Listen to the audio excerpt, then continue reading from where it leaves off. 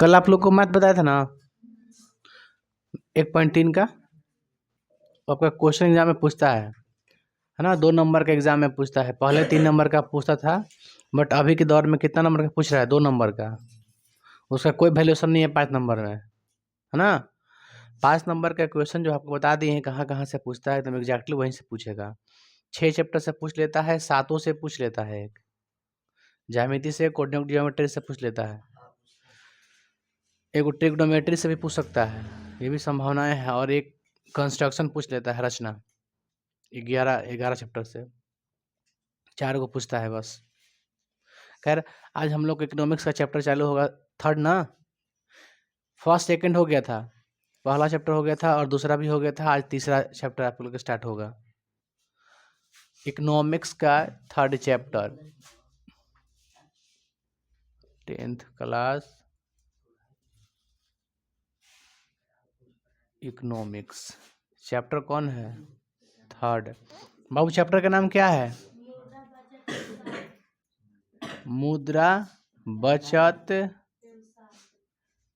एवं साख।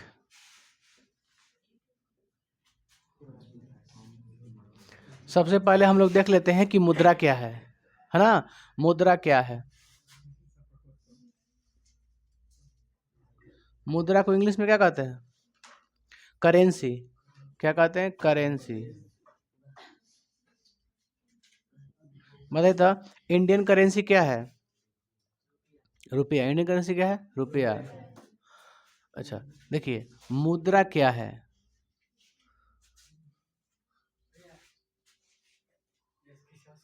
छोड़ दो ना बाबू।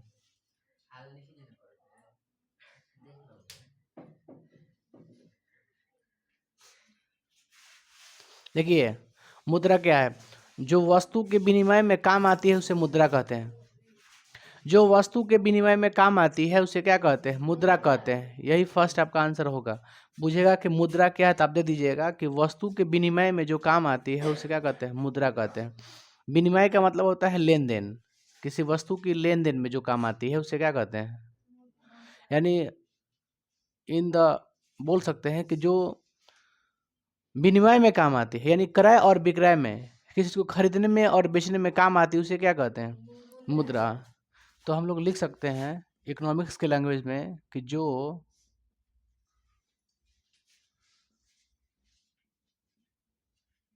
विनिमय में काम आती है, विनिमय। आप देखिए विनिमय लिख दिए ना बाबू, तो विनिमय में लिख देते हैं ब्रैकेट में करके लेन देन। ठीक है।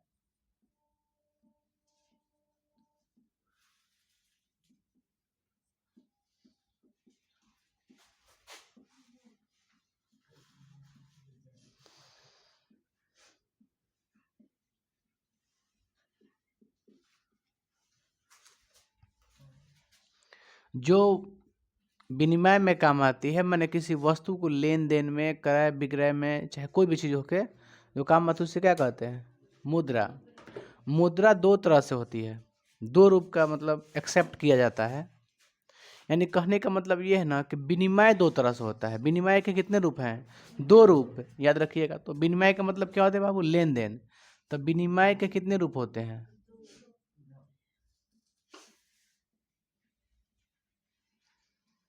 एक कौन होता है? पहला क्या होता है? वस्तु विनिमय प्रणाली। वस्तु विनिमय। एक क्या होता है? मौद्रिक विनिमय प्रणाली।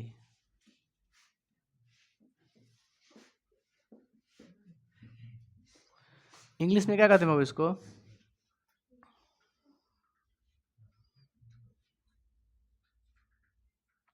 Barter system. उसे क्या कहते हैं? Monetary system. Barter system and monetary system. पहला आपका है, आपका पहला क्या है? वस्तु विनिमय प्रणाली। और दूसरा क्या है? दूसरा क्या है?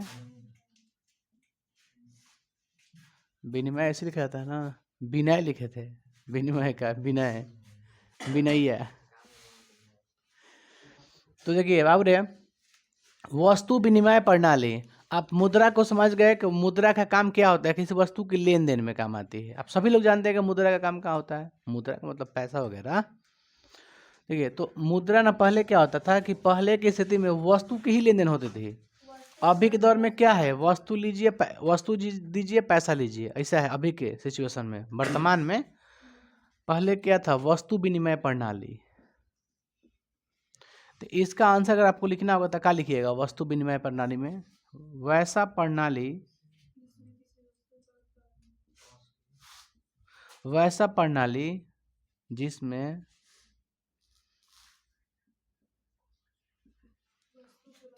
वस्तु का ही विनिमय होता हो।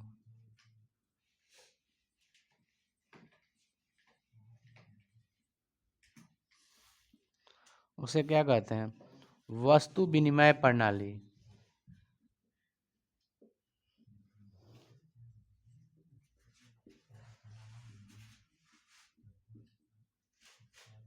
सुनिए, वैसा प्रणाली जिसमें वस्तु का ही विनिमय होता है, यानी कहने का मतलब ये है कि वस्तु के बदले वस्तु ही दिया जाता हो, उसे क्या कहते हैं, वस्तु विनिमय प्रणाली। जैसे कहने का मतलब है कि पहले क्या होता था ना, कि पहले पैसा नहीं चलता था।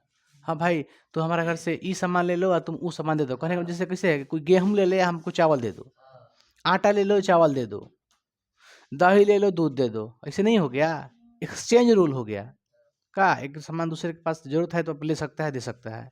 तो वस्तु का ही लेन देन होता था। बस में कुछ कर रहे हैं, जैसे किसी की कोई भी वस्तु लेना है ना, मान किसी को बकरी लेना है, किसी के पास भैंस है तो भैंस दे के बकरी ले लिया, ना हो गया। तो अब कहाँ मुद्रा चला इसमें ना, वस्तु ही मुद्रा हो गया एक तरह से, मान लीजिए तो वस्तु को ही मुद्रा मान लिया गया है। तो वस्तु का ही लेन देन होता है, यानी विनिमय होता है। तो लिखे वैसा प्रणाली जिसमें वस्तु का ही विनिमय होता है, यानी वस्तु दे के वस्तु लिया जाता है, उसे क्या कहते हैं, वस्तु विनिमय प्रणाली। वस्तु के बदले वस्तु। इसका बताइए बाबू आंसर, वैसा प्रणाली।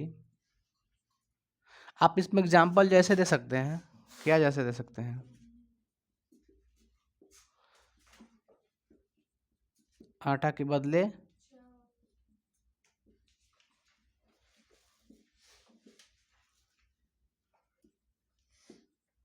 दूध के बदले क्या देता है लोग, कुछ भी, जिसके पास जो भी सामान है, हथौड़ी है पिलास मांग ले देखे अभी तो आता नहीं है, मोबाइल दो, लक तोड़ लो, सम पापड़ी लो, नारियल लो।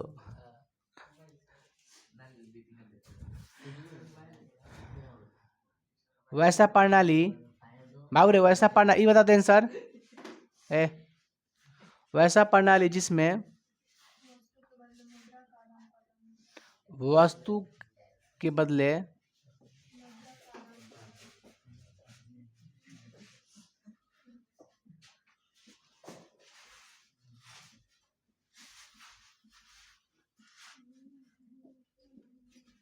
उसे क्या कहते हैं, मौद्रिक विनिमय, मौद्रिक विनिमय प्रणाली।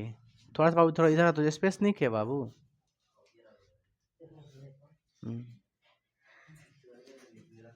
ठीक ठीक, तू ना बोल, बीच में काहे बोलता है, बीच में काहे बोलता है, बीच में काहे बोलता है।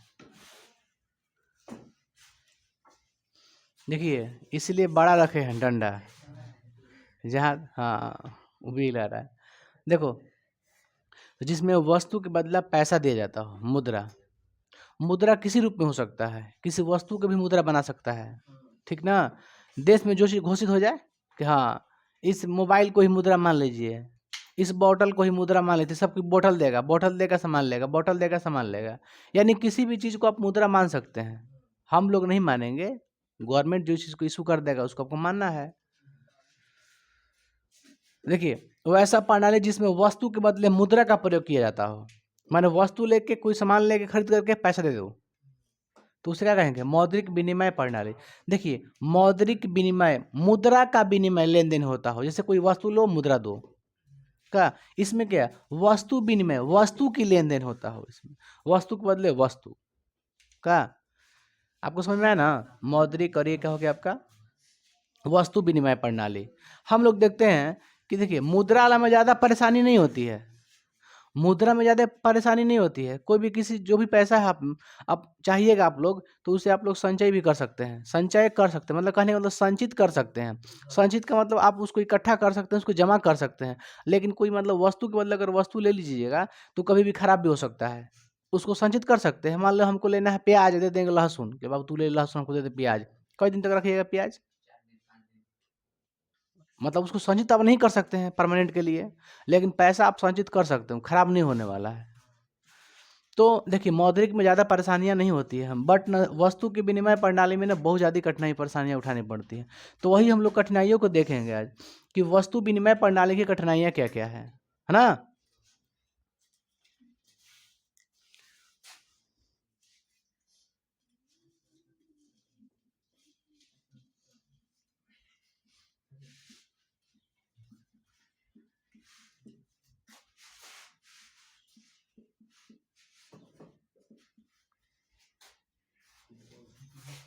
प्रणाली की कठिनाई,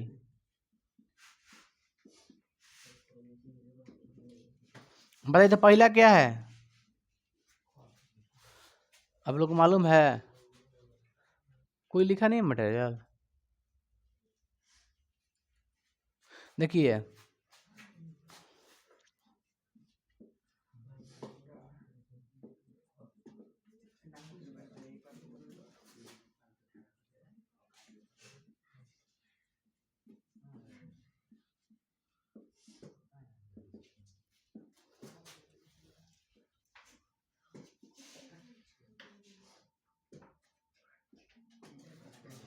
बात समझ में आया? ये क्या है? आवश्यकता के दोहरे संयोग का अभाव। जैसे कहने का मतलब मेरा ये है, मेरे पास स्केच है, समझ लो एग्जाम्पल समझ इसको। मेरे पास स्केच है, आपसे हम कलम मांगेंगे कि स्केच ले लो, हमको कलम दे दो। आप कहिएगा ना हमको कलम नहीं चाहिए, सॉरी हमको स्केच नहीं चाहिए। बात समझ में कैसे कह रहे हैं? जैसे हमारे पास क्या स्केच है, आपके पास कलम है, तो हम कहेंगे मेरे से स्केच ले लीजिए, आप कलम दे दीजिए। तो क्या कहिएगा? मैं मुझे नहीं चाहिए स्केच, हमको स्केच की जरूरत नहीं है, नहीं कर सकते हैं। तो वो क्या है? दोहरा संयोग के अभाव हो गया, इसके पास नहीं मिलेगा, अब हमको दूसरे के पास जाना पड़ेगा। ये कहेगा ना हमको चाहिए कोई चीज़, हमको चाहिए थी बॉल पेन एक आता है ना, वो वाला पेन दे दीजिए, मेरे वाला पेन ले लीजिए। तब हम बॉल पेन खोजेंगे कहाँ है, तो वहाँ जाएंगे, उसके पास मिलेगा तो हम उसको देंगे। अगर उसको कब देंगे? जब उसको जरूरत होगा स्केच पेन की, तब देंगे उसको। उसको देंगे, वहाँ से हम लेंगे और तब आपसे एक्सचेंज करेंगे। तो दोहरा संयोग का अभाव मतलब यहाँ नहीं मिल रहा, हो सकता है कि वहाँ मिल जाए, वहाँ ना मिले, हो सकता है कि वहाँ मिल जाए। तो ये दूसरा पहला क्या है? आवश्यकता के दोहरे संयोग का अभाव है। एक और होता है मूल्य के, हाँ मूल्य के मापने में अभाव, मूल्य के मापने में अभाव। बहुत अच्छा।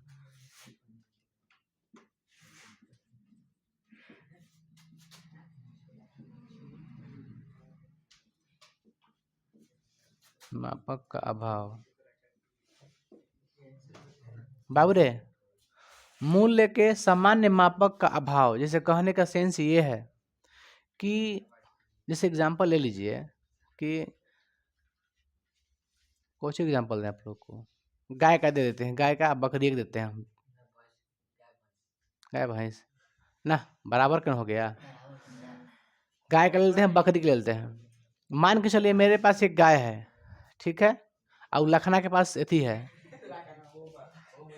अरे हाँ हाँ, हम देख लिए। मेरे पास गाय है, उसके पास 3 गो बकरी है ना?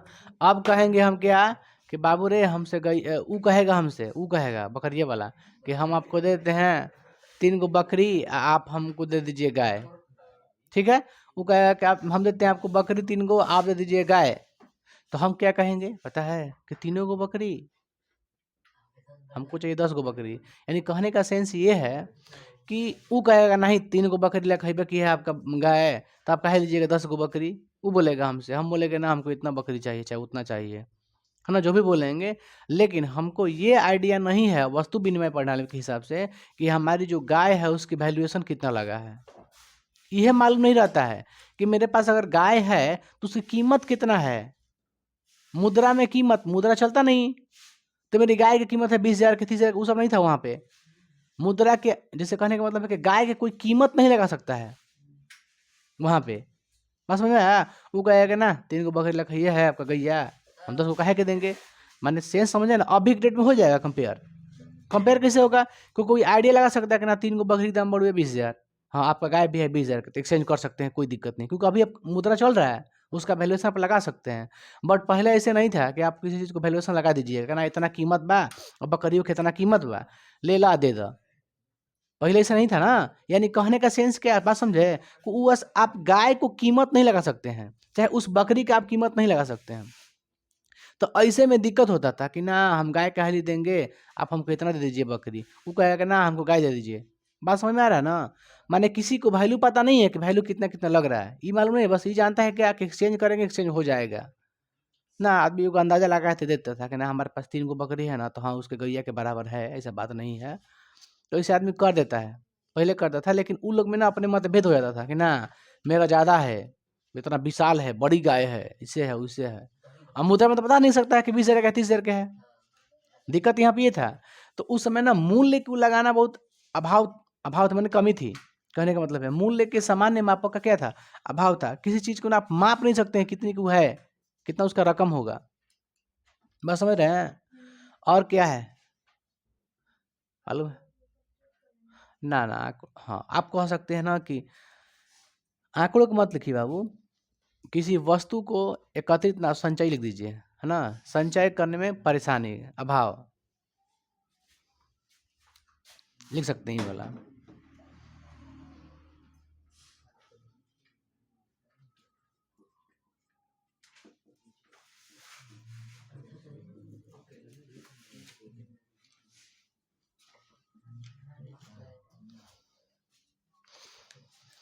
वस्तु संचय का अभाव, सुनिए बहुत ध्यान सुनिए। तीसरा क्या है, वस्तु संचय का अभाव। ये तो आप लोग को पहले ही बता दिए हैं कि आप किसी वस्तु को संचय नहीं कर सकते हैं, संचित नहीं कर सकते हैं, माने इकट्ठा नहीं, एकत्रित नहीं कर सकते हैं, उसको जमा नहीं कर सकते हैं। कोई भी वस्तु अगर चेंज कीजिएगा तो आप उसको जमा नहीं कर सकते हैं, इसमें कठिनाइयां हैं, है ना। सब्जी ले लीजिएगा, सब्जी सड़ जाएगा, अधिक दिनों तक रखिएगा तो क्या हो जाएगा, सड़ जाएगा नहीं। तो ये परेशानियां होती है, समझ में आया ना आप लोग को? तब तो वस्तु ऐसे छोड़ दो बाबू, जाने दो ना, उसका स्कूल है ना।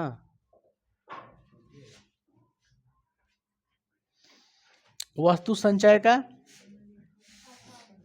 और कुछ मालूम है आप लोग को? 3 गो हो गया, और बताइए याद है तो बताइए बताइए।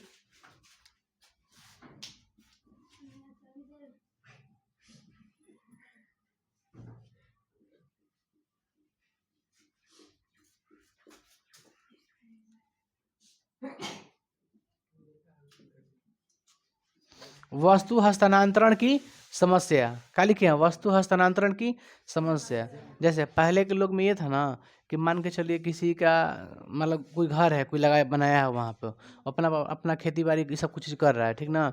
वहाँ पे कोई सामान खरीद लिया है, तो उसमें ये नहीं था ना उस समय पहले कि वो हस्तांतरित कर दे। यानी कहने का मतलब है ना, उसको हस्तांतरित नहीं देना चाहिए था बाबू, भले बुक में दिया है इसको स्थानांतरित करने, स्थानांतरित लिख देते हैं, गलत लिखा गया।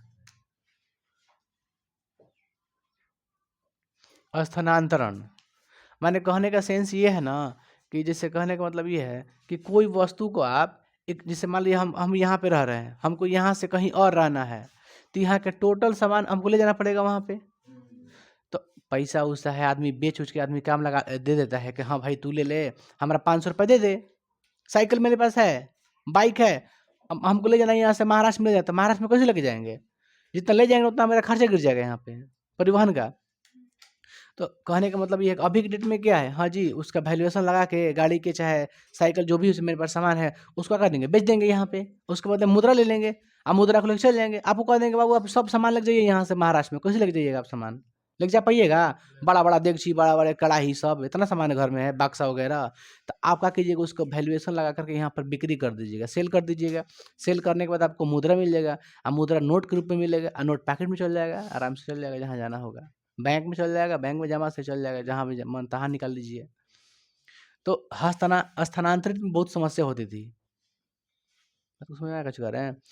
तो वस्तु स्थानांतरण की समस्या समझ रहे हैं आप ना, कि किसी वस्तु को एक जगह से दूसरी जगह ले जाने में बड़ी परेशानियां उस समय होती थी, क्योंकि मुद्रा चलता नहीं है कि आप मुद्रा बेच के उसको मुद्रा ले लीजिएगा। आपको छोड़ के जाना पड़ेगा वहां पर सामान। बाइक है, बाइक छोड़ दीजिए, साइकिल है, साइकिल छोड़ दीजिए, ठेला है, ठेला छोड़ दीजिए, है ना।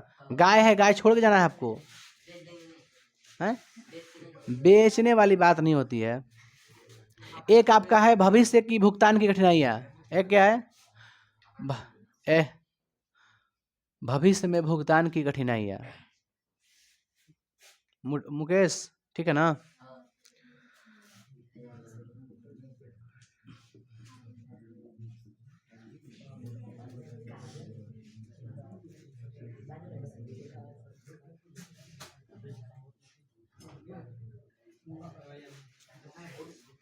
भविष्य में भुगतान की कठिनाई। सुनिए, कहने का मतलब है, बात समझिए, भविष्य में भुगतान की कठिनाई क्या होती थी। जैसे कहने का सेंस ये है कि आप हमसे कुछ ले लीजिए, ठीक है।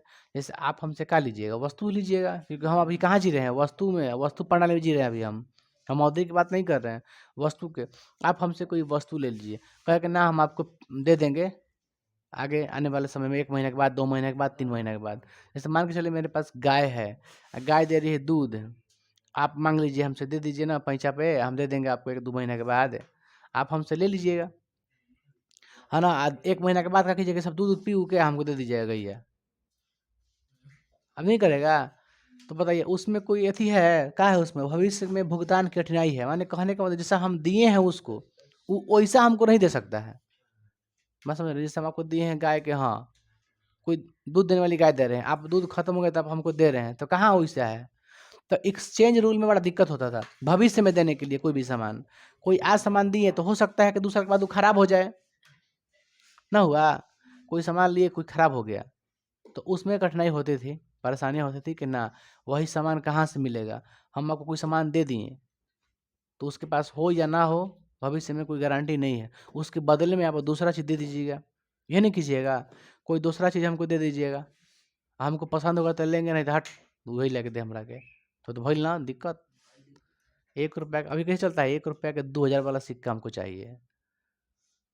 कोई भी नहीं कर देता है कि ना हमारा उहे पैसा चाहिए जो देले रहे। 5 रुपया वाला मोटका सिक्का रहे दे, बेचारा वो कहाँ से खोजे। तो भविष्य में भुगतान की कठिनाइयाँ, बात समझ रहे हैं। और एक बता रहे हैं आप लोग को, देखिए, किसी चीज को ना बांटने में भी कठिनाई होती थी। बताते हैं कैसे, सविभाजित।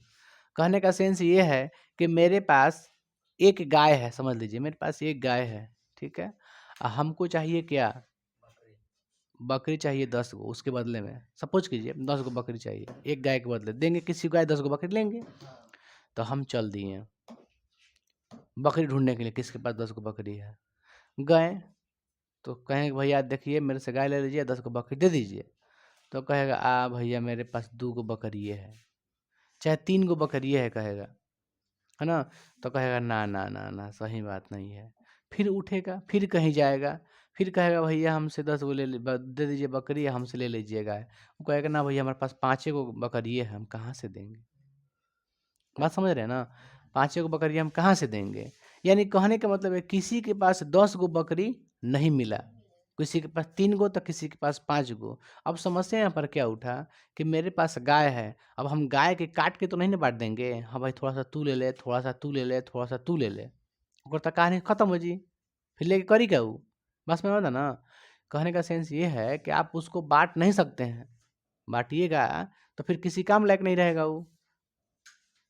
तो समस्या आपको हुआ कि नहीं हुआ, किसी के पास 10 गो बकरी है नहीं, उसके पास 3 गो है, उसके पास 4 गो है, उसके पास 5 गो है, हमारे पास 1 गो गाय है। तो कहेंगे भैया तू लेगा कि तीनों ले लो, वो अपने मार्था कर लेगा कि ना, ऐसे नहीं होगा। ऐसे होता है तो वही दिक्कत हो जाता है कि वो कहेगा ना हमारा से हई सामान ले 2 गो बकरी दे दे, वो सामान ले ले हमारा से 3 गो बकरी दे दे हमको। ऐसे-ऐसे करके बहुत मतलब लफड़ा होता था कि तब 10 गो बकरी जुटा के तब उसको एक्सचेंज करिए। समय पे अगर ज़रूरत पड़ गई तुरंत के लिए तो नहीं हो पाएगा।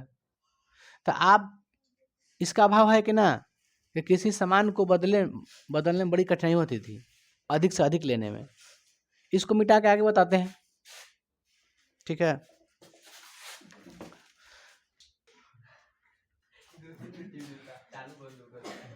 आप लोग समझ गए ना यहाँ तक? वस्तु विनिमय प्रणाली की कठिनाइयाँ समझ गए आप लोग। आवश्यकता के दोहरे संयोग का अभाव, मूल्य के सामान्य मापक का अभाव, वस्तु संचय का अभाव चाहे मूल संचय का अभाव, वस्तु स्थानांतरण की समस्या। एक और बोले समझाएं अभी आप लोग को। हाँ, आप लिखे थे ना, लिखा था ना बाबू, मिट गया ना। क्या था 5वां का? तो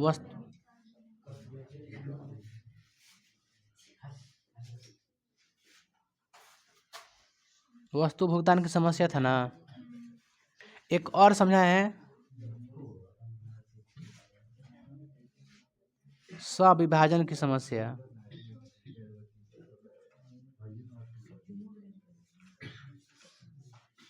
स्विभाजन की समस्या हो गया ना। बताए ना विभाजन वाला बतिया कि गाय को आप चाहे बकरी को काट के नहीं बांट सकते किसी को। तो कई हो गए? 1 2 3 4 5 6 हो गया। आगे देखते हैं बाबू, दूसरा क्या था आपका? पहला क्या था? वस्तु विनिमय प्रणाली, और दूसरा क्या था? मौद्रिक विनिमय प्रणाली। तो मौद्रिक विनिमय प्रणाली आप समझ रहे हैं ना कि वैसा प्रणाली जिसमें वस्तु के बदले मुद्रा का आदान प्रदान होता हो, उसे क्या कहते हैं?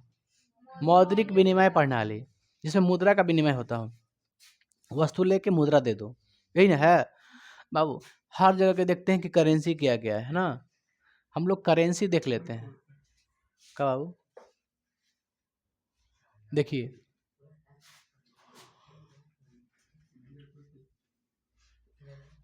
देश और क्या देखते हैं वहाँ के?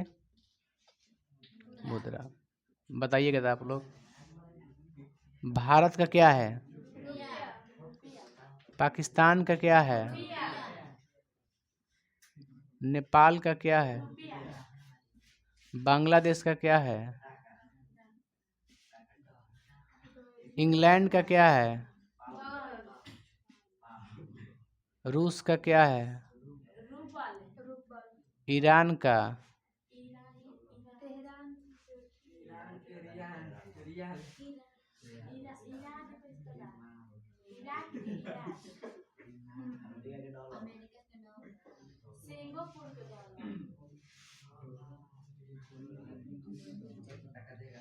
बताइए, ये क्या है? ये क्या है? ये क्या है? अब बांग्लादेश के, इंग्लैंड के पाउंड, रूस के, ईरान के रियाल, रियाल हाँ, इराक के दिनारा। कह रही है दिनारा कहा जाएंगी? जगह का नाम है दिनारा। दिनारा जगह का नाम है। देखिए, भारत का रुपया, पाकिस्तान का भी रुपया, नेपाल का भी रुपया है, करेंसी है ना। बांग्लादेश का टाका, इंग्लैंड का पाउंड, रूस का रूबल, ईरान का रियाल, इराक का दिनार,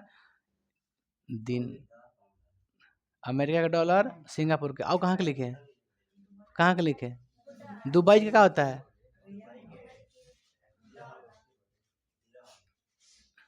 एथी का, एथी का बताइए, रहम ना यार। फ्रांस का बताइए, फ्रांस का यूरो, यस।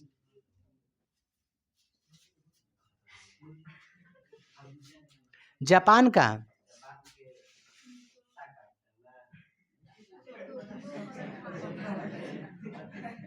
येन, येन, जापान की येन। छोड़िए ना, इतना काफी है, आप लोग देख लीजिए, बस ऐसे ही बता दिए आप लोग को, ठीक ना? कब? येन का देता है, ऐसे शीत देता है येन।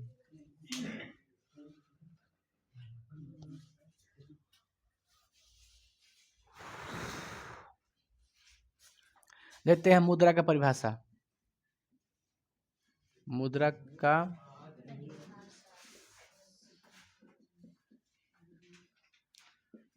किनके अनुसार?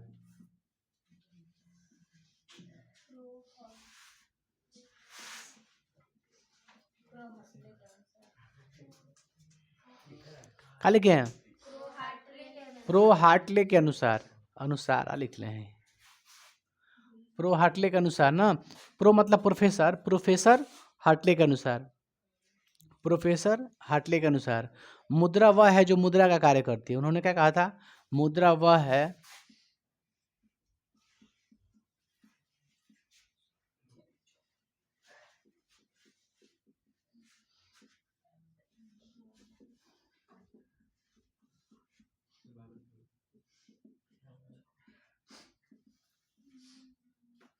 दो तीन लड़की आज नहीं आई हैं आप लोग बताइए कैसे काम चलेगा जी? हमको समझ में नहीं आता है। उन लोग ऐसी नहीं ना है, अब डिपेंडेंट नहीं ना हो गई कि हमको देखना है, ये ऑनलाइन देख लेंगे। लगता है हमको डिपेंड हो गए। कह दीजिए डिपेंडेंट ना हो। डिपेंडेंट नो डिपेंडेंट होइएगा, डिपेंडेंट फंस जाइएगा। हाँ, अटेंडेंस बनवाना पड़ेगा ना जी, प्रेजेंटेशन बनवाइए। अब्सेंट ना रहिए, अब्सेंट रहिएगा तो मान के चलिए ऑफलाइन में बहुत चीज ना होता है बाबू का। टेस्ट वगैरह ऑनलाइन थोड़ी नहीं हम बना दिए हैं एप्लीकेशन के, आप एप्लीकेशन में जाके पढ़ लीजिएगा, टेस्ट भी दे दीजिएगा, हर चीज़ दे दीजिएगा। एप्लीकेशन के लिए कम से कम आपके पास होनी चाहिए ना थी। मानी ना यार, उतना स्टूडेंट होना चाहिए। उतना से था यार, वो सब तो पैसा ले लेगा वो एप्लीकेशन वाला। एप्लीकेशन वाला लेता है 30% पैसा। कितना परसेंट लेता है? 30%। क्या परसेंट? 30%। बाबू एक और वैज्ञानिक थे, कौन थे? नैप। कौन थे?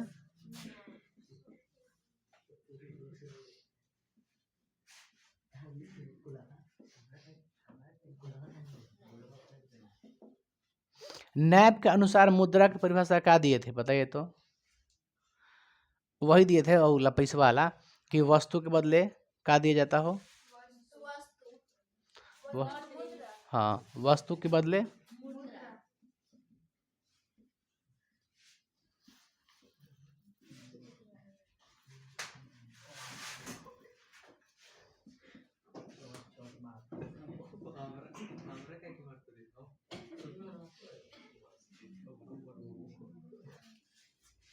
आगे देख लेते हैं मुद्रा का विकास। क्या देख लेते हैं बाबू? मुद्रा का विकास बताइए तो, मुद्रा का विकास कैसे कैसे हुआ है? यहाँ पे लिख दें, सुनिए ना। मुद्रा का विकास पहले क्या था? वस्तु विनिमय प्रणाली। क्या था? बाबू सुनिए ना। खाली हल्ला करते हैं आप लोग। कल नहीं आया था ना, ताज का है। वस्तु विनिमय पे हो गया ना।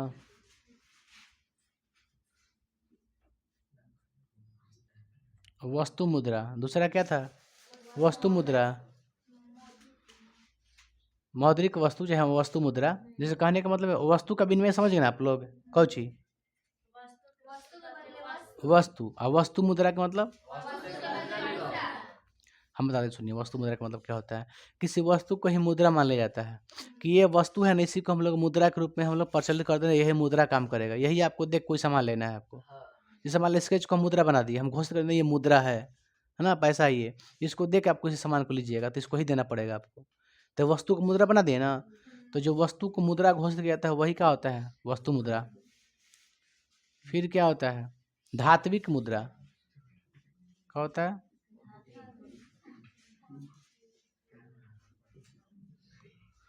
क्या हो गया? धात्विक मुद्रा। यानी इसमें था ना कि चांदी, जस्ता वगैरह चांदी से बनता था।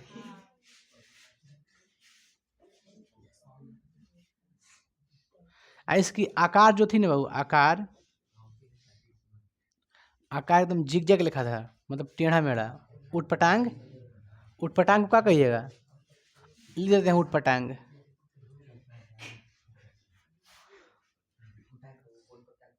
देखिए फिर बाद में क्या चला?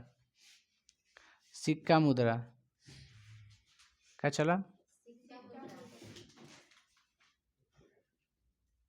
सिक्का मुद्रा चला। सिक्का समझ लें ना? ये जाता ना बाबू, पीतल चांदी का था शायद, ठीक ना? फिर पत्र मुद्रा। क्या चलने लगा? पत्र मुद्रा। वस्तु विनिमय से फिर वस्तु मुद्रा का काम चलने लगा, फिर धात्विक मुद्रा चलने लगा जिसका आकार कोई निश्चित नहीं था, आकार फिक्स नहीं का आकार था। फिर सिक्का मुद्रा। सिक्का मुद्रा समझ रहे हैं ना? कॉइन नहीं बनता है सिक्का भी, वैसा सिक्का मुद्रा। सिक्का मुद्रा के साथ फिर क्या बना? पत्र मुद्रा। इस सिक्का मुद्रा को अब देखते हुए भी बना पत्र मुद्रा। इसलिए बना कि सिक्का हर जगह ले जाने में बड़ी कठिनाई होती थी। मान लो हमको ले जाना है, आपको कह देंगे 10,000 रुपये ले लीजिए सिक्का, आप उठा लीजिएगा पैसे 10,000 के? नहीं उठेगा आपसे। 10,000 का सिक्का अगर आपको दे देंगे, 5 के, 2 के, 1 के दे देंगे सिक्का, तो आपसे नहीं उठेगा, बहुत वजन हो जाता है। हम उठाए हैं 6,000 रुपये तक सिक्का, बहुत वजन होता है उसमें सिक्का में। आराम से, जिससे ना होता वजन ही हो गया उसमें। कह देंगे आपको ले जाइए यहाँ से डेहरी, कैसे ले जाइएगा? आगे यार सिक्का बाइक पर ले जाएगा, उल्टा सीधा बात। तो वही अगर 10,000 का नोट हो जाएगा तो बुझाएगा? नहीं बुझाएगा। पॉकेट में पैसा बुझाएगा? वो 10,000 रहेगा, वो भी 2,000 का नोट रहेगा तो और ही नहीं बुझाएगा। 5 गो ले लिए, कितना हो गया? 10,000। 5 गो नोट यानी 10,000 हो गया 2,000 के नोटवा में। करप्शन ज़्यादा हो गया था 2,000 का नोट, इसलिए बंद हो गया 2,000 का नोट। 2 लाख रुपये तो बुझाएगा क्या पॉकेटिया में? भाई 2,000 रुपये नहीं बुझाएगा, 2 लाख रुपया पैकेट में ले लीजिएगा तो पत्र पत्र मुद्रा चलने लगा, है ना? सिक्का मुद्रा के वजन की वजह से धीरे धीरे क्या प्रचलित हो गया बाबू? तो पत्र मुद्रा। तो धीरे धीरे देखते हैं कैसे विकास हुआ। पहले वस्तु विनिमय प्रणाली था, फिर वस्तु मुद्रा, फिर धात्विक मुद्रा, फिर सिक्का, तब पत्र मुद्रा। पत्र मुद्रा के बाद क्या चला बाबू? साख मुद्रा। कौन सी मुद्रा? साख मुद्रा। साख का मतलब होता है क्रेडिट। क्या होता है? क्रेडिट, विश्वास, भरोसा वगैरह, समझ रहे हैं ना? तो साख में ना आप अगर देखिएगा तो साख के आदमी विश्वास नहीं करता है। साख है, जैसे साख में क्या होता है कि सब कुछ आ जाता है। डेबिट कार्ड आ जाता है, क्रेडिट कार्ड आ जाता है, आपका चेक बुक आ जाता है, टोटल चीज़ इसमें आ जाता है, ठीक ना? आपको बैंक का देता है, आपको डेबिट कार्ड देता है ना, एटीएम नहीं देता है, डेबिट कार्ड देता है आपको। एटीएम उस मशीन को बोला जाता है जो मशीन में आप डेबिट कार्ड को डालते हैं, है ना? ऑटोमेटिक टेलर मशीन, तो उस मशीन को बोला जाता है। आप कार्ड को बोलते हैं एटीएम, उसको डेबिट कार्ड बोला जाता है। तो एक क्या बोले हैं बाबू?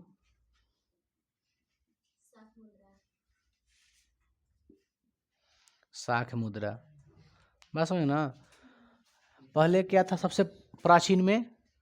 वस्तु विनिमय। उसके बाद क्या लॉन्च किया? वस्तु मुद्रा। उसके बाद धात्विक मुद्रा, उसके बाद सिक्का मुद्रा, पत्र मुद्रा, साख मुद्रा। इस तरह से धीरे धीरे धीरे धीरे मुद्रा का डेवलप हुआ, है ना? प्रो हार्टले के अनुसार मुद्रा वह है जो मुद्रा का कार्य करती है। इसके अनुसार वस्तु के बदले मुद्रा का विनिमय होता हो। ये आप लोग समझ गए वस्तु विनिमय प्रणाली में क्या क्या कठिनाइयाँ हैं, चेंज करने में क्या क्या परेशानियाँ हैं। ये देख लिया आप देश और मुद्रा कि भारत की क्या मुद्रा है, रूस का क्या मुद्रा है, और सिंगापुर का क्या है, जापान का क्या है, ये आप देख लिए। इसका आगे हम बताते हैं मिटा के, इसके इरेज करके। नहीं बाबू रे, आप मुद्रा का डेफिनेशन दिए ना।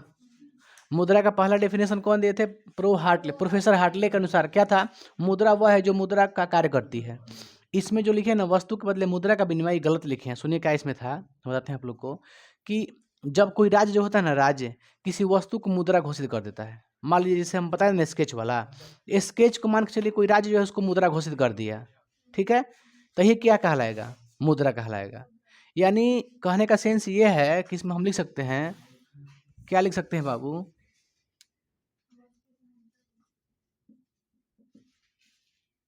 जब किसी वस्तु को क्या राज्य राज्य मुद्रा घोषित कर दे, करता है, वही क्या कहलाता है?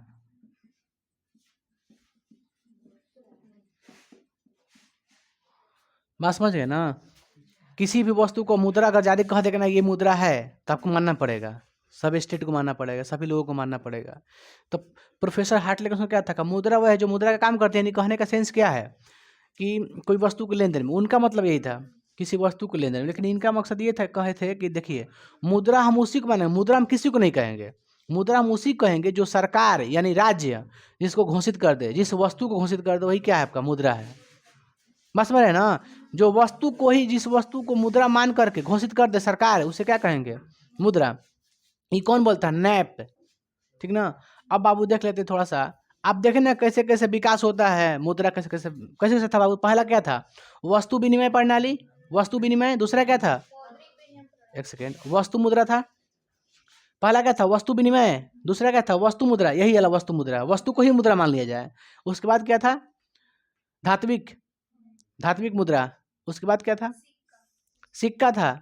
उसके बाद क्या था, पत्र था। उसके बाद साख, है ना, अंतिम जाके साख बन गया, एटीएम हो गया, जितना सब नया नया आया ना चीज, सब क्या है, साख। तो प्रोफेसर हार्टले और नैप के अनुसार हो गया आप लोग डेफिनेशन। आगे देखते हैं बाबू कि 1 रुपए के नोट देखें आप लोग, 1 रुपया के नोट। तो हाँ, एक से जितना पूछ रहे उतना बताओ। 1 रुपया के नोट देखे हैं, और सब तो सिक्का आप देख रहे होंगे, टोटल सिक्का। तो 1 रुपया का नोट, बाकी सभी सिक्का कौन छापता है, वित्त मंत्रालय। जो केंद्र सरकार के वित्त विभाग होता है ना, या वित्त मंत्रालय कहते हैं, वही छपाई करता है। इसे आरबीआई नहीं छापता है। आप देखते हैं नोट पे आरबीआई लिखा रहता है ऊपर, रिजर्व बैंक ऑफ इंडिया। तो आप 1 रुपये के नोट पे नहीं दिखाई देगा आपको, देखिएगा, खोजिएगा, उस पर नहीं लिखेगा आपको आरबीआई। कौन छापता है, वित्त मंत्रालय। यानी कह सकते हैं कि भारत में बाबू रे, भारत में 1 रुपये का कोई चीज नोट, मतलब कागजी नोट, 1 रुपये का नोट, और ये क्या, सभी सिक्का, इसी में लिख देते हैं। और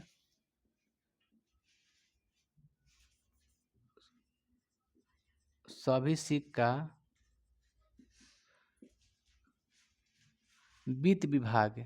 कौन विभाग, वित्त विभाग, या इसे कहते हैं वित्त मंत्रालय।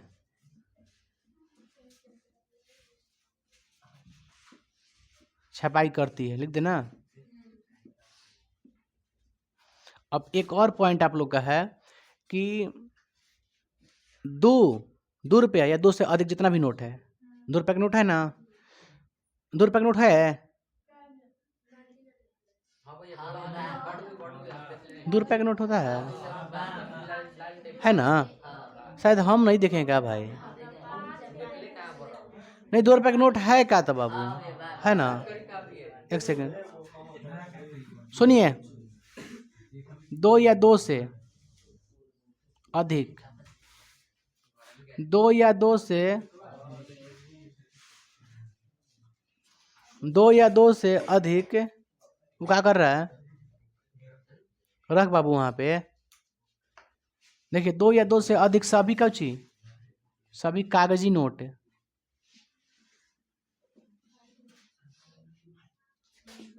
कौन छापता है,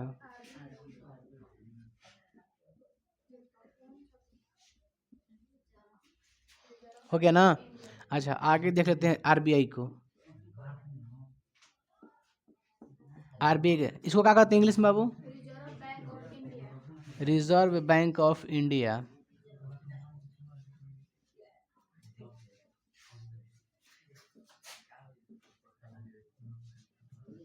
इसकी स्थापना कब हुई थी आरबीआई की,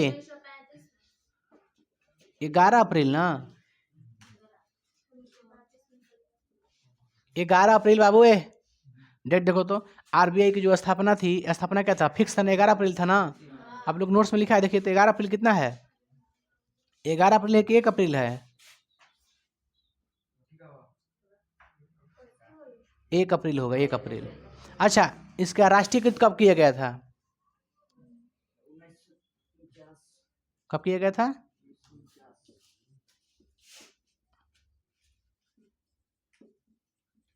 1949 को। यही 2 चीज आपको जानना था। आरबीआई की स्थापना कब हुई थी, 1 अप्रैल 1935 को। राष्ट्रीयकरण कब हुआ था इसका, है ना, मतलब नेशनलिस्ट कब किया गया था इसको, नेशनलाइज, है ना। कोई भी बैंक होता है ना, जैसे बैंक को नेशनलाइज किया जाता है, एक होता है ग्रामीण क्षेत्र पे, वो बहुत बड़ा बैंक नहीं होता है, ये सब क्या है, आरबीआई बहुत बड़ा बैंक है ना, इंडिया का सबसे नंबर 1 बैंक। ये सब का जितना नीचे है ना, ये सब इसका छोटा छोटा एथी है, त्रुटि है। जितना बैंक है ना, पीएनबी हो गया आपका, एसबीआई हो गया, सब क्या है, इस बैंक का ये बाप है आरबीआई। जितना भी पैसा इसमें आता है ना, ये सब कहाँ ले कलेक्शन करता है, आरबीआई में।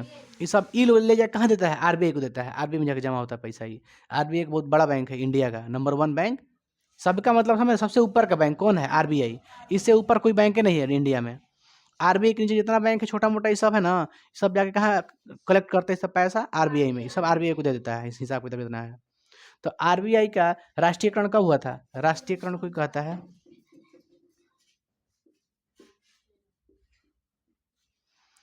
1949 को हुआ था ना।